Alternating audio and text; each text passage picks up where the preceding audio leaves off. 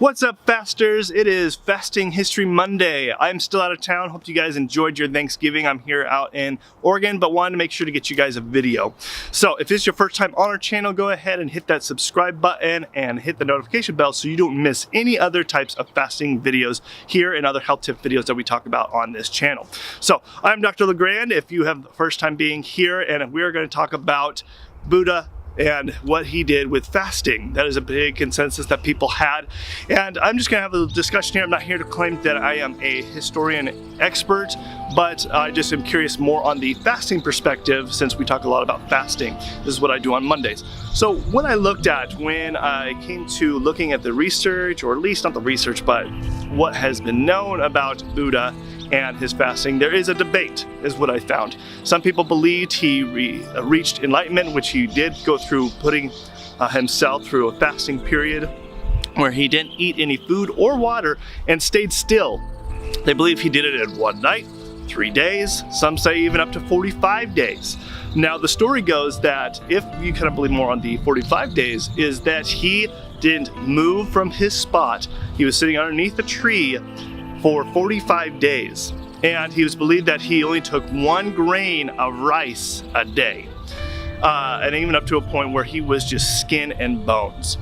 Now he realized at a certain point he was not able to, he was getting fatigued, and that's when the lady presented him porridge, and he brought that and he ate that so that he could actually gain more enlightenment. But now if we look at, if it was 45 days, can you survive off of 1 grain of rice? Well, it has a tiny bit of water and a tiny bit of carbs. So that is how the story goes as far as how Buddha really reached the enlightenment, but some believe that it was 3 days. There is no concise data to say. Really, it's kind of mixed. Now, if anybody knows more information, I am all ears. Would love to hear the comments. Leave some links below and kind of direct me in some other directions. So this is just something I'm just kind of studying more into. But what I do find more fascinating is actually the religion and how a lot of Buddhist monks do practice fasting. In fact, a lot of them actually do go in where they'll fast for 19 days. Now, not all Buddhist monks do this. I kind of was looked at kind of a conversation with the Buddhist, not me particularly, but somebody else was asking a lot of questions about with Buddhist monks and how they fast. And what he talked about is that, yeah, they'll do a 19 days, they'll actually do a pre-fast where they'll only have like bread and water.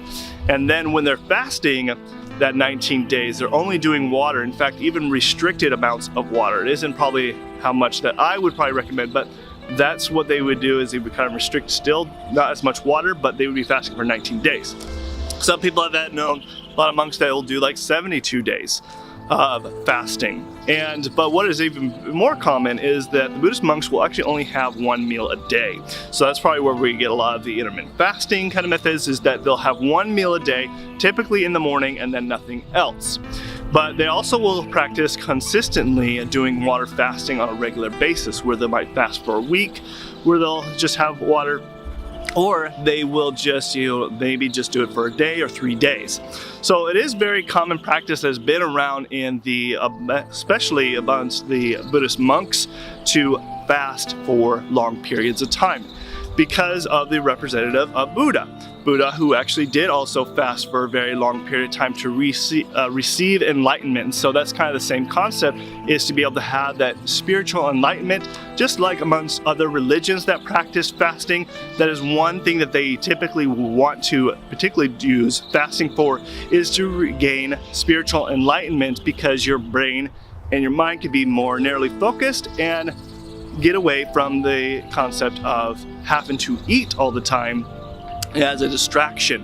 They find it as more of a distraction versus something that they could actually focus on what they're trying to gain enlightenment of. Or even there's even other spiritual figures that I will talk, not even just spiritual figures, but even just historical figures that use fasting and methods to receive enlightenment on new concepts and new ideas. And so I'll dive into that more. So if you guys like this video, give us a big thumbs up. Go ahead and share with your family and friends. And then, of course, if you have not subscribed to our channel, go ahead and hit this button over here. And make sure to hit any of these other links over here if you've missed any of our other videos. Thank you for watching, guys. Love you guys. Until next time, I will talk to you guys later. Thanks. Bye.